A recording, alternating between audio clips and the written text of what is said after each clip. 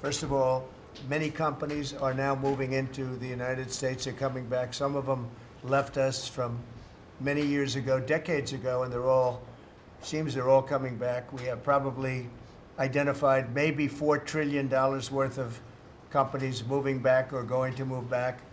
And many of them have announced it's going to be tremendous jobs, high-paying jobs too. And you probably know the chip business, not because of the CHIPS Act, which was a disaster. You gave billions of dollars to companies that already have many billions of dollars. They said thank you very much. It was no incentive for them to use it. But what is good is the tariffs will make it so that they want to come back. That's why they're coming back. I think they're coming back because of the election that took place on November 5th and because of the fact that they have to come back because the tariffs are forcing them to come back. And remember, there are no tariffs if you build here, and that's a big factor. So we have record numbers. Howard was just telling me the numbers that we're talking about are crazy, beyond anybody's wildest expectation. So they'll be doing a lot of building, all sorts of businesses, including the basics of automobiles. We have, as you know, Honda is coming in with a massive plant to Indiana, but there are many plants that are happening, and literally some are started already. General Motors is already redoing plants that were half abandoned, or they have plants that weren't being fully utilized. They're going to be they and others are going to be making parts and other things in those plants so that it's one-stop shopping finally. It's ridiculous. You had to go to Mexico, you had to go to Canada, a car went all over the place. It was like, I don't know how that would have worked, but that's the way it sort of ended up. We had a deal, and we have a deal, which is fine, but people took advantage of the deal. They cheated. And when you cheat, the deals are unfortunate. But now what's happening is the numbers are beyond our wildest expectations. Now, having to do with cutting, we've done a lot of cutting from people, ideally the people that aren't doing the job. In many cases, people weren't attending jobs. In some cases, in many cases, people didn't exist. They had on the government rolls people that don't even exist. But of the ones that did exist, as you know, many didn't come to work. Many had no intention of coming to work. Many were paid and working someplace else. There were lots of bad scenarios, but they're being weeded out, and I think we're probably ahead of schedule on that. And to me, something that was just terrible is the contracts that we're finding, the fraudulent contracts that we're finding, where millions and millions of dollars and even billions of dollars in some cases were given out. And I think we'll start with that. I'd like to start with Doug Burgum, Secretary of the Interior. He told us about a couple of contracts that we have now found. When he got there, they saw this with Chris and everybody, and they couldn't believe it. Doug, could you just relate what you told us a little while ago? No, happy to, Mr. President. There's a federal consulting group, which was a group inside of Interior, but it was managing contracts from many different agencies that flowed through here. One of those contracts was to do surveys of individuals, $830 million for surveys. And so part of the question was, hey, could we actually see the surveys? And then the surveys came back, and a survey was like 8.5 by 11 sheet of paper with 10 questions that anyone's child in junior high could have put together, or AI could have done for free. $830 million. So that's one that we've stopped. And that contract was going out after you were inaugurated, sir. So it was so jumping. It's a pure fraud. Yeah. It's a fraud. But we've had many fraudulent contracts that were caught by the work that Elon and his people are doing, and working with our people. It's been brought to light. The fraud, not just waste and abuse, the fraud has been incredible. You mentioned one, Madam Secretary. Well, yes, sir. Well, let me just add to that, and thank you. We just had a wonderful cabinet meeting, all aligned on certainly the effort to realign the government. But even at the U.S. Department of Agriculture, we've canceled a $300,000 contract educating on food justice for queer and transgender farmers in San Francisco. A similar contract we canceled in New York, again, educating transgender and queer farmers on food justice and food equality. equality. I'm not even sure what that means, but apparently the last administration wanted to put our taxpayer dollars towards that. We canceled a $600,000 contract out of Louisiana that was studying the menstrual cycles of transgender men, a $600,000 contract. We canceled another contract out of a university in the middle of the country that focused on getting more diversity, equity, and inclusion into our pest management industry. Again, these are nonsensical. It makes zero sense to use taxpayer dollars to fund these. I know these are just a few examples of the hundreds and hundreds that we have found. Well, a clear case of fraud was with the Small Business Administration, where they were handing out loans, $330 million worth of loans to people under the age of 11. I think the youngest, Kelly, was a 9-month-old who got a $100,000 loan. That's a very precocious baby we're talking about here. We're tackling the fraud, waste, and abuse in the agency. We've seen, hundreds of billions of dollars of fraud go unprosecuted, so we're taking that on. We have a zero tolerance policy for fraud, and we continue to crack down on it and make sure people are held accountable. It's amazing. And you have a lot of that. You found far too much of it. It's a pure fraud. We like to use the words waste and abuse because they sort of sound good, but many of these things are pure fraud. Now, there was a contract that you've heard about where Stacey Abrams got $2 billion just before we took over, and it was a rush to get her the money, and that was environmental, and nobody knows what she was doing. But $2 billion. If you got $2 million, that's a lot. If you got 200,000, that's a lot. But this was $2 billion was given. Lee, do you want to talk about that? And the other one that was even worse? EPA has now canceled over $22 billion worth of contracts. $2 billion going to this NGO that Stacey Abrams was tied to. They received only $100 in 2023. And then the Biden administration gave them $2 billion. The director of the Greenhouse Gas Reduction Fund saw his former employer get $5 billion. So $20 billion went to just 8 NGOs, and they're all pass-throughs. And then they were giving it to other entities, many of them were pass-throughs. And what you have is all these extra middlemen, they're taking their cut. And the taxpayer ends up getting screwed. They're losing out on all this hard-earned money. They can't afford to have the federal government waste.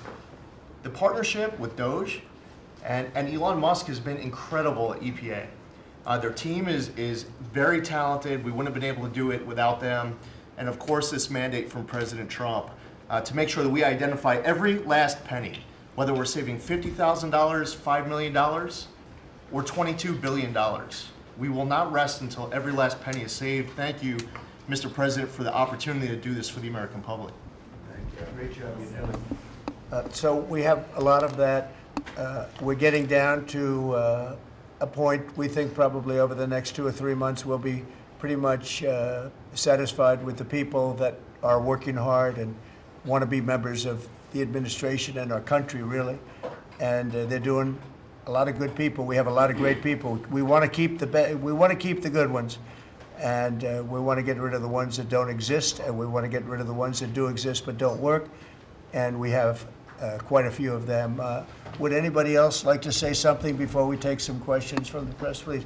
Doug Collins. Yeah, Mr. President, I think one of the things that you've always told me is take care of our veterans, and that's what we're doing at the VA. And one of the things, though, is you also have to know who your employees are. You have to know the very fact of who you are. We're 470,000 roughly when we started this, larger than the active duty Army, when you think about that in the perspective. But however, this is an interesting point. When I first got there and we started looking at this, how you take care of people, we didn't have an HR system that could actually give us a rundown on who actually was working where.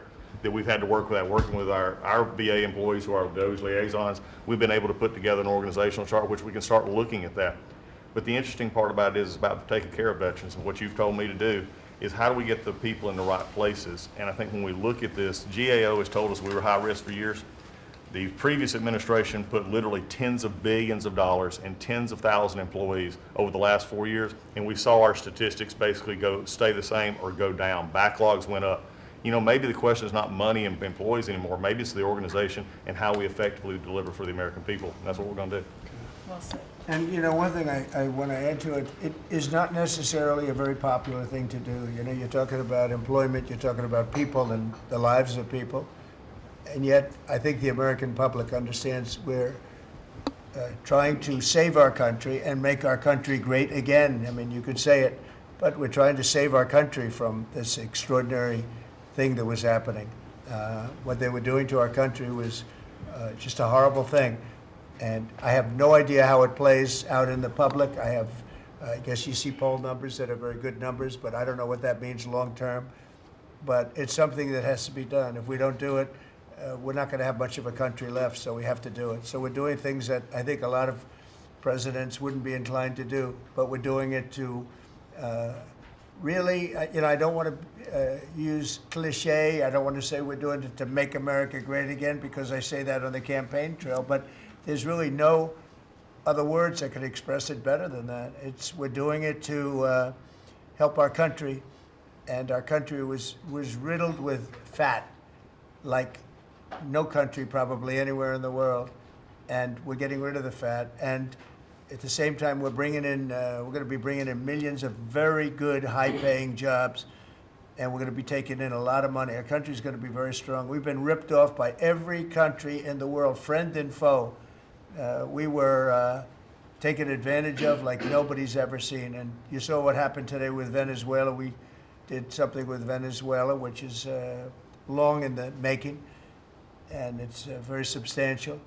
And we'll be announcing cars very shortly, and we already announced steel, as you know, and aluminum.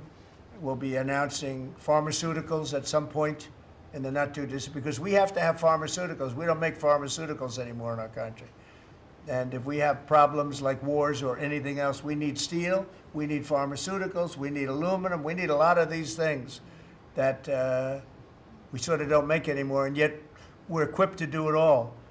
So we'll be announcing some of these things in the very near future, not the long future, the very near future. And it'll bring in billions of dollars, billions and billions, and it'll bring in, maybe more importantly, jobs. It'll protect the jobs we have, and it's going to be really, really quite amazing. Chris, did you have something to say? Yes, Mr. President. I want to say energy is the infrastructure that makes our country run and drives our national security. The Biden administration grew my department, the Department of Energy, by 20%, and expenditure much more than that, all in an effort to reduce the production of energy in the United States and to make energy more expensive. We are stewards of the American taxpayer dollars, right? That's the job of everyone around this table, led by you. We want to reverse that trajectory and care about every dollar an American taxpayer gives us, and are we using it for the benefit of Americans? Let me tell you one thing, huge growth in expenditures, huge growth in employee count. Puerto Rico, an American territory, had its electricity grid destroyed. They had billions of dollars in the Department of Energy to help Puerto Rico, yet they didn't spend that money, because that money would have meant more energy, more jobs, more prosperity in Puerto Rico. They wanted to have them as a poster child of wind and solar. This island should run on wind and solar. That just doesn't work. But they cared about politics more than the American people, and they didn't treat the dollars like they were their dollars. Yeah. This table, the team you have assembled, we're treating the American dollars like they're our dollars. Thank you. We're doing a great job on energy, by the way. We have things happening with energy that will knock your socks off. A really amazing job. Howard, do you want to say a couple of words? Well, what is so exciting is April 2nd is just around the corner, and that's American Liberation Day. That's the day when the rest of the world starts to treat America with respect. And your leadership, understanding how the rest of the world treats us, and what balance and what fair trade finally is going to be, is going to take care of America. It's going to launch the External Revenue Service to start to build the power and prestige of America back. And I'm honored to be helping you on that course. It's an interesting term, right? The External Revenue Service. We're going to take in a lot of money from the outside, and that's going to keep our taxes low, and I think getting a lot lower. It's going to be a lot of money, and the external will take care of the internal to a large extent. So I think it's going to be a beautiful transformation. Linda, you might say a couple of words. You've done so amazing. It's a 50% cut, and more importantly, we want to bring education into the states where at the bottom of the pack, but we're the most expensive per pupil. And we want to bring education back to the states where they can teach the students lovingly with their parents and with the boards and everything else. And they'll be every bit as good as these other countries. These states, these individual states will do a phenomenal job. You want to say something?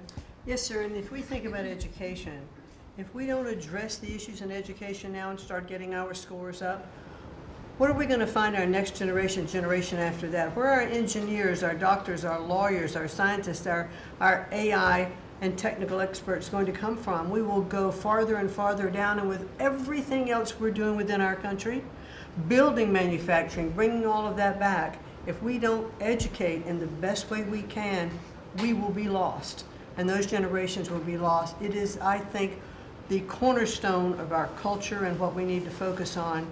And so by having education at the best place where it can be, which is at the states, the local levels, with governors, with best practices and tools, which I hope the Department of Education can help supply for them, we'll do it. And Linda, as you know, the SBA has taken over her student loans, which is a lot of loans. It's a big job, and Kelly, we appreciate that. You're going to do fantastically well.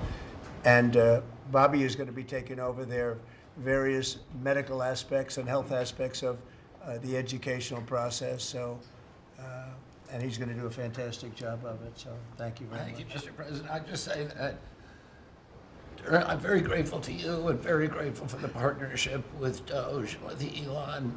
We've identified extraordinary waste in my department and HHS. The expenditures, the budget of HHS during the Biden administration went up by 38%. The employees went up by 17%, and healthcare went down. We have 40 comms departments. We have 40 procurement departments. We have 40 IT departments, and we have 40 procurement, HR, none of them talking to each other. We are, with Elon's help, eliminating the redundancies. We are streamlining our department. We're going to go back to providing gold standard science. We're going to get the money to the scientists and to the patients rather than to the administrators and to the bureaucrats. And we're going to restore gold standard science, and we're going to make America healthy again. Thank you very much. It's great. If you might, Madam Secretary, say a little bit about what's happening and how well we've done at the border. Sir, this last week I was in Arizona, California, Alaska, and Florida, and CBP literally has almost 100% operational control of the border, which means that our country is secure and that we know who's coming into this country and that they love our country and they want to help keep it great into the future. We are, in the month of March, the last couple of weeks, increased our deportations by 50%, so we're now not even just getting the worst of the worst out. We're making sure that there's consequences for being here and committing crimes in our communities. And the numbers are continuing to escalate and to go up. Sir, this week I'm headed down to El Salvador. I'll be in the prison where we sent TDA members. I'll be meeting with the president and also Colombia and Mexico and talking about building these relationships so that we can continue to get people out of this country that don't belong here and take them home. And also, you had talked to me about sending the message worldwide about the fact that people shouldn't be coming to this country and they shouldn't be coming here illegally. So we are in several other countries around the world with a message right now that's saying, if you are thinking about coming to America illegally and coming here, don't do it. You are not welcome. We have a legal process to becoming a United States citizen, and there are consequences if you come here illegally, and America has changed because we're putting Americans first. So we've also, the Coast Guard has done phenomenal work. I don't know if you all have reported on it, but we have broken historic records in the amount of drug interdictions that they have brought in. We've repositioned the fleet to go after the fentanyl crisis and to go after the southern border and securing it, and they've done amazing work as far as that. We were down in Florida. They brought in $500 million worth of cocaine that they had done in 14 interdictions and had brought them in, going right directly after the cartels and doing great work there. And we have a cutter that we have sped up the process, sir, the icebreaker. That'll be hitting the waters here this summer, and we've got 2 more that will be coming. But, you know, Russia is using They're cutters and icebreakers up in the Arctic to do surveillance on us, and we're gonna reposition our fleet to continue to partner. I want to thank the Secretary of Defense and the Navy for all of their help and partnership too. We do operations together because their obvious Navy warships are in certain regions, but our cutters are faster and can work together in a partnership that's securing America. So, and we're gonna eliminate FEMA. So we've got a lot to do, but it's all good, and we're working hard, and we're gonna make sure that we're continuing to do exactly what you promised. That's great. Great job. Yesterday, there was a plaza that you know well. There'd be hundreds of thousands of people standing at that plaza, pouring into our country, totally unchecked. Many people from jails and prisons and mental institutions and gang members, and horrible, horrible. And they just pour into our country. Yesterday, I was speaking to somebody, I was checking on the border, and they said there was literally nobody in this massive plaza. You know, we're talking. A plaza that would hold hundreds of thousands of people. There was literally nobody there. There was one person sweeping it, but there were no people. It's been amazing. It's been an amazing transformation very quickly. And we're getting the bad ones out first, and we're taking them out. And there's some really bad ones, murders of more than one people. At least 50% murdered more than one person. This is the people that we're letting in through their open border policy. It was terrible, but I want to just congratulate you and Tom Holman on the job you've done. Sir, Boston this weekend, hundreds of dangerous criminals were removed, 4 killers taken out of the country just by what they did in Boston this last few days. Yeah. And these are killers that there's no reasoning. It's not like, oh, let's talk them out of it. These are stone cold killers. They don't care. They don't even think about it. They kill somebody. They go to sleep. They wake up. They don't even remember they killed them. These are bad people that should have never been allowed into our country. Pam is doing such a fantastic job. I thought maybe you could say a few words. Thank you, President. As far as we are hearing a lot about fraud, waste, and abuse, a lot of waste and abuse, but there is a tremendous amount of fraud. And Elon, thank you for your partnership. Thank you for your team. You have uncovered so much fraud in our government, and we will prosecute you. We have an internal task force now working with every agency sitting here at this table. And if you've committed fraud, we're coming after you. Thank you, Elon, for that. On the violent crime level, thanks to President Trump's directive, we are seeking the death penalty again. So all of these horrible, violent criminals that you're hearing about around the country, they will face the death penalty federally within our country. And the drug dealers need to get out of here because we are coming after you. We're going to have 94 great U.S. attorneys around this country, and everyone will be prosecuted to the fullest extent of the law. Thank you. Thank you, President. It's at your directive. I couldn't have said that better. That's very good. That's very good. She's doing a fantastic job. Thanks, Pam. Do you have any questions, please? Mr. President. Yeah, please. Mr. President, what can states do now to implement your Department of Education executive order? Well, I think what's going to happen is we are cleaning out a lot of things like the loans, student loans, which will be handled very professionally by people that do that. And then, as you know, RFK Jr. is going to do a fantastic job having to do with health and the other things, and frankly, better than the people at the Department of Education. You see the buildings all over D.C. And then the rest is the states are going to start coming in and taking all of the information on all of their students. And I think a lot of that information is going to be shipped to different states like Iowa, like Indiana, like so many. They're so anxious to get, they're calling us, and they're so anxious to get it. We'll be shipping the records of the children that they're taking care of, that they want to take care of, and the process will begin. And I think it won't be that long before the states will be really running the Department of Education. Our teachers are going to be taken very well care of. And I said, personally, I don't care union, non-union, it doesn't matter. Teachers are so important to this country and to me. And we're going to take great care of our teachers. And I know it's very important to Linda. So I think you're going to see a tremendous change very quickly having to do with education. And the process has already begun, very strongly begun. I think we've done, in whatever it is, 8 weeks, people are amazed at how much we've done in terms of the safety of the country. In fact, I would like to ask maybe Marco to say a few words on what's happening with respect to, in particular, Russia, Ukraine, where we have some pretty good news I think we want to get it stopped. We're losing 2,500 young people, and these are Russian and Ukrainian people largely. And they're not American people, but on a human basis, we want to get it stopped, and we want to stop spending billions and billions of dollars to a country that we think it's time, and we're doing pretty well. Marco, do you want to say something? Yeah, Mr. President, first of all, I think the American people should be proud that we have a president that's promoting peace and the end of conflict on this planet. This is a war that's gone on for 3 years, as you pointed out, that, as you rightly pointed out, would have never happened had you been president, but now it's here, and it needs to be brought to an end. There is no military solution to this war. It has to end through negotiation. And there's only one leader in the world that's capable of bringing two sides to a table, and that's our president, the President of the United States, President Trump. And that's what he's done.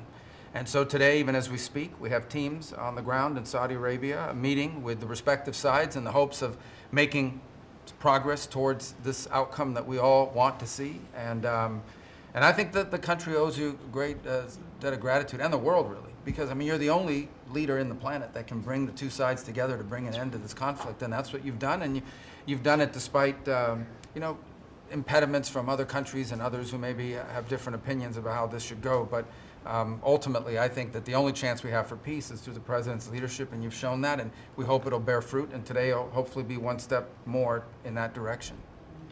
Thank you, Marco. And on the Middle East, another hot spot that we didn't have a problem with. There was no problem in the Middle East when we left, and now there's a lot of problems in the Middle East, but we're working on that.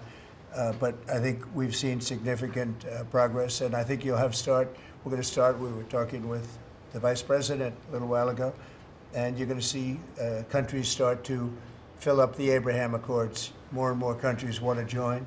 That was a great success, tremendous success, and then Biden and his group did zero with it. That should have been filled up within a year of the election, would have been filled up. So countries are starting to want to get involved very much with the Abraham Accords again, so that'll be great. JD, do you want to say something? Yeah, sure.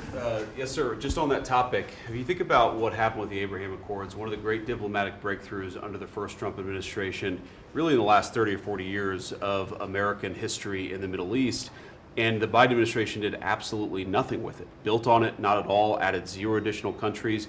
Purely out of political spite, the Biden administration, I think, hurt the United States and really hurt the project of world peace. That has changed. Luckily, about 2 months ago, we got a new president, and that president has given us the task of building out the Abraham Accords, adding new countries to it.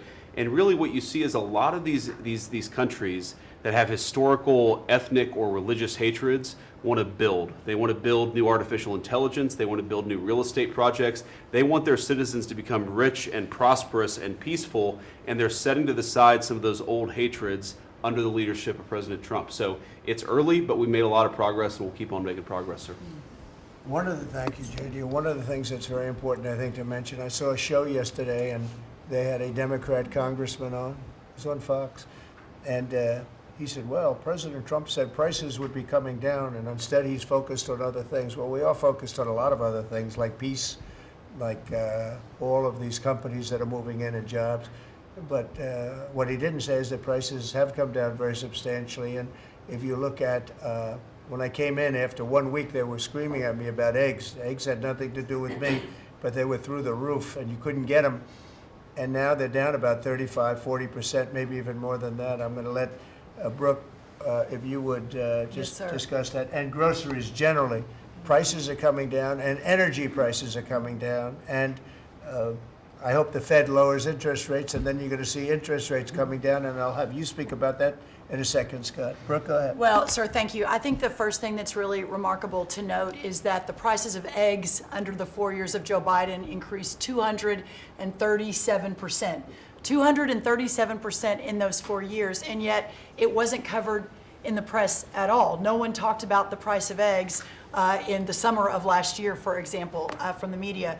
So of course the president wins and he is inaugurated, and the next day everyone is yelping about why the price of eggs are so high. So it was certainly one of many, many issues we took on under the 4 years of Joe Biden. We had the cost of input go up 30% for all of our agriculture products. At the same time, the trade deficit increased $49 billion. So it was zero under the first Trump administration, and then under Joe Biden, we sold $49 billion less of our ag products around the world. Then you combine that with the avian bird flu, and I know I've talked to a lot of you in the press on this over the last 3 or 4 weeks.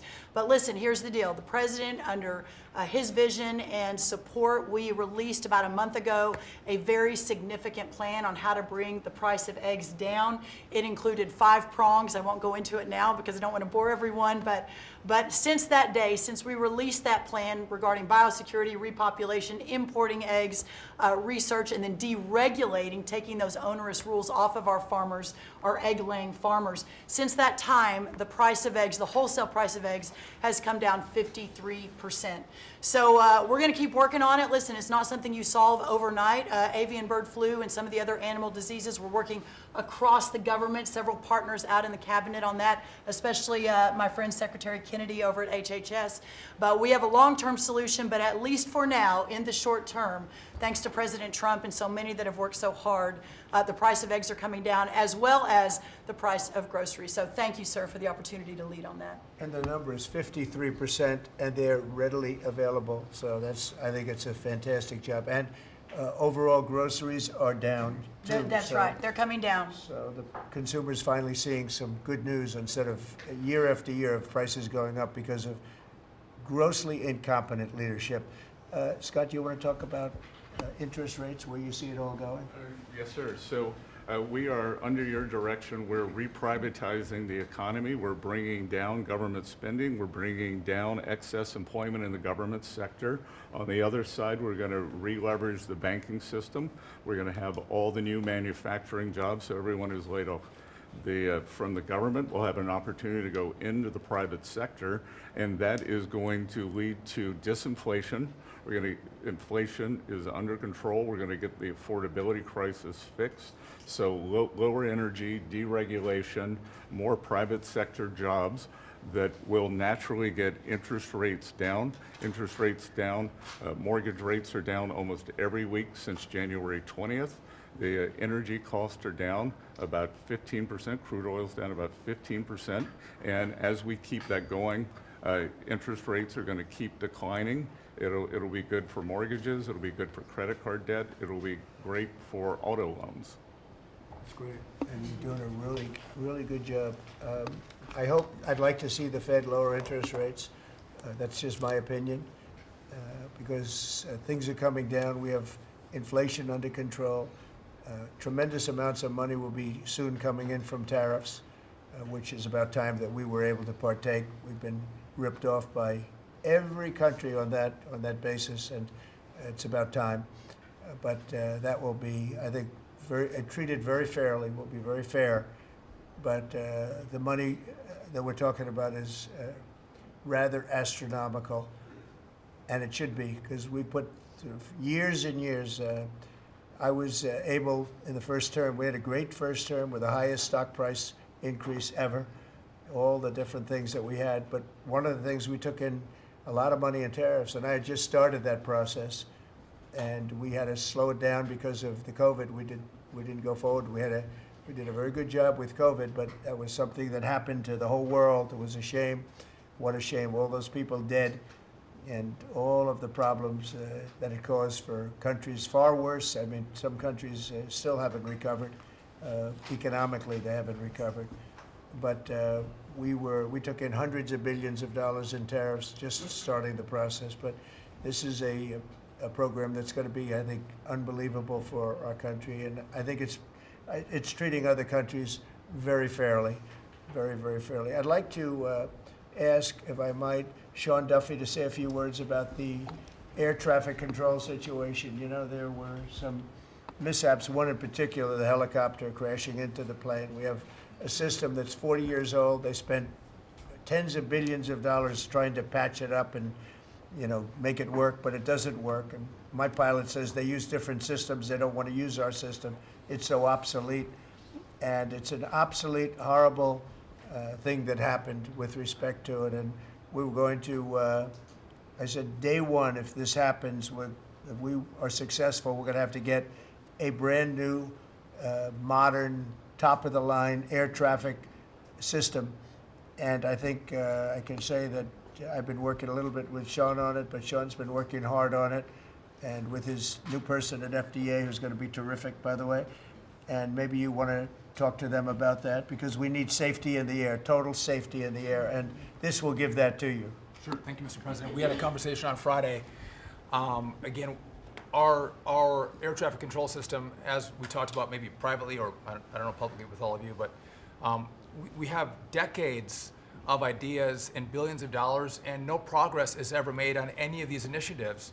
Air traffic control is the same thing. And so we're having a conversation about building a state-of-the-art, brand new, best technology, envy of the world, air traffic control system. And what's interesting from the Doge team is they'll look and say, well, what is the problem? Why hasn't this been built? This is about safety. This is about people's lives. All of you fly, your family flies. Why hasn't it been done? And the problem is in government, it takes way too long. So technology changes and money changes and administrations change. We have to do this fast, which is why we need the partnership from the Congress to give us the money up front. The best ideas and the best technology available in the world, we're going to build in the system. I think, Mr. President, we can do it in 3 years. I think Trump Tower was built in 3 or 3.5 years. I think we could match the Trump Tower time frame. 2 years. Okay. 2 years. Maybe not that good, but about 3 years. And again, we have to choreograph because again, our towers are operational, keeping planes in the air. So we got to choreograph this, but we can do it in short order. If I can just make one other point, Mr. President, we're $36 trillion in debt.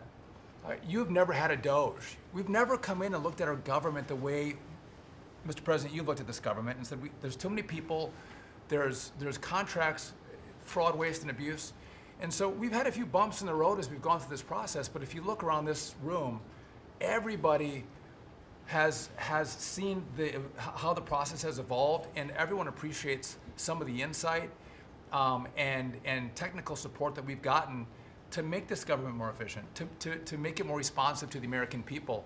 And so, again, when you have a new system like this, you'll get some bumps. But things are rolling out. The last 3 weeks have been much, much better as our teams have integrated and we're working to deliver for the American people. And I would say some of the press had made comments last time about what happened in the last meeting. We had a great conversation in the last meeting. Elon and I had a great call after the meeting, and so sometimes the reporting can be a little bit off. I love the analysis that you guys do when you're not in the room.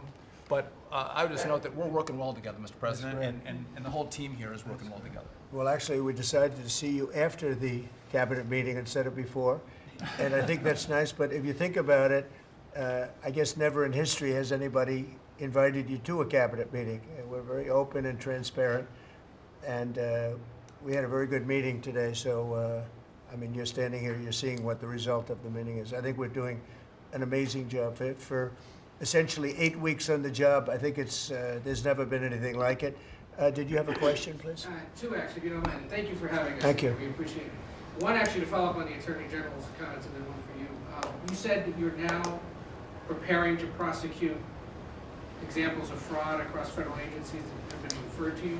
Is that what you said? We are working with a team. We have a team of attorneys in place working with Elon's incredible team, helping us, taking referrals from the cabinet members.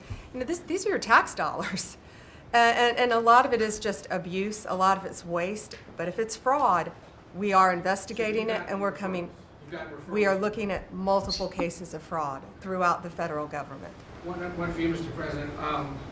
Greenland is confused about the Second Lady and the National Security Advisor visiting this week. They're concerned that this is further provocation, whatever it is you ultimately want for Greenland. Could you further explain why they're going? What is the ultimate end goal when it comes to Yeah, well, not provocation. This is friendliness, not provocation. We're dealing with a lot of people from Greenland that would like to see something happen with respect to their being properly protected and properly taken care of. They're calling us, we're not calling them.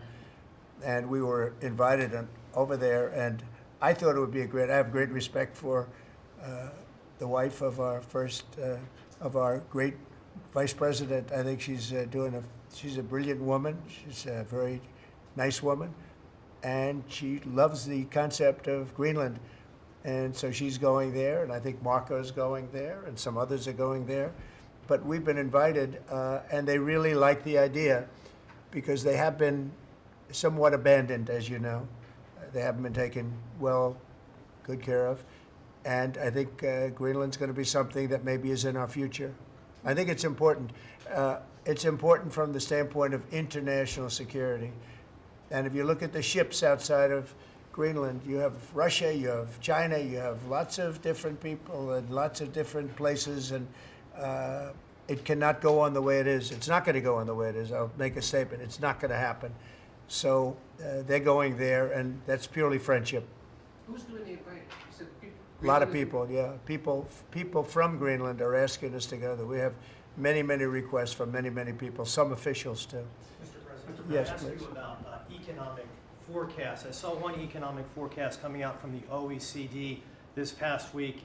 They are forecasting stagflation for the United States, a downtick in terms of GDP growth. Do you agree with that forecast? What do you see over the course of 2025 for our Well, we inherited a very, very bad and perilous situation from a group of people. Again, we just got here from a group, and this takes a long time to develop, from a group of people that truly didn't know what they were doing. And you see that with not only costs, you see that with all of these fake contracts that have been given out. So we inherited a bad situation, but I think we're going to have an economy that booms. I think when it all kicks in, it's not going to take very long, because some of these people that announce that they're going to spend billions of dollars, I mean, literally, Apple is spending $500 billion. They've never made anything close to that to do that. They're building plants here instead of China, instead of other places. When it all happens, and it's going to happen very soon, these are people that are already, in many cases, they're already starting. They just announced, in some cases, they announced, but they actually started before the announcement, as you know, because some are already building. This is going to kick in. I think it's going to be amazing. So they're looking at, based on numbers that I was looking at 6 months ago, 7 months ago, I was very concerned about the economy. We're going to have something that's like nobody's ever seen before. We have numbers, and we have job generation that I don't think we've ever seen before. See how it works out, but I think the economy is going to go through the roof. Okay. Mr. President, Yeah, also, please. about Ukraine, in an interview with Time Magazine published this morning, President Zelensky said he believes that some members of your team have been influenced by Russian information. Those were his words. What do you have to say to that? Well, probably they have been influenced to get this thing settled, because Ukraine wants to see it settled. I think they have to have it settled, and Russia wants to see it settled. And I think if I weren't president, this would never happen. Marco's doing a great job, and Steve Witkoff has been incredible. Michael Waltz. We have a great group of people working on it, and that takes a good part of their day, settling something that really, it affects us monetarily because we've given so much money, and we're getting that done. In fact, Scott is telling me that the agreement on rare earths is just about completed. They'll sign it shortly. So it's, as you know, Europe is in for a very small fraction of what we're in for. It affects them much more than it affects us. Again, they are in as a loan, which nobody knew until I came along. Europe is giving the money to Ukraine as a loan. We were just pouring money into Ukraine. It was a very unfair situation. So we made a deal on rare earths. But most importantly, we want to stop the killing that's going on. 2,500 on average, mostly soldiers, a week are being killed. And they're Russian and they're Ukrainian, and if we can stop it, that's a very important thing to me on a human basis. Okay, anybody else? Are you signing the rare earths deal today? Is that what you mean? No, we'll be signing it soon.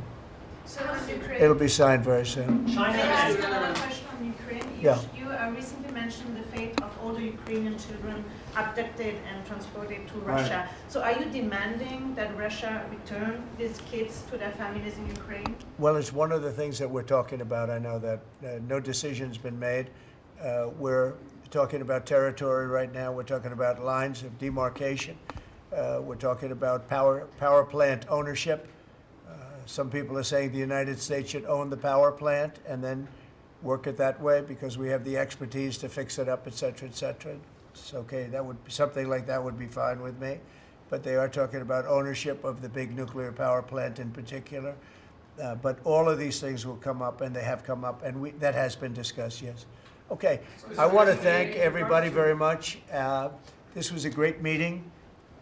These are phenomenal people. We're lucky to have them. I have to tell you, I want to thank you all, and Elon, I want to thank you. I know you've been through a lot with this horrible situation that happens. That's right, saving America. It's very unfair. What he is a patriot. Here's a man that I can tell you, he's a friend of mine. He's become a friend of mine. He supported me in the election. That's when I got to know him, really. I knew him a little bit from the first term, but not much.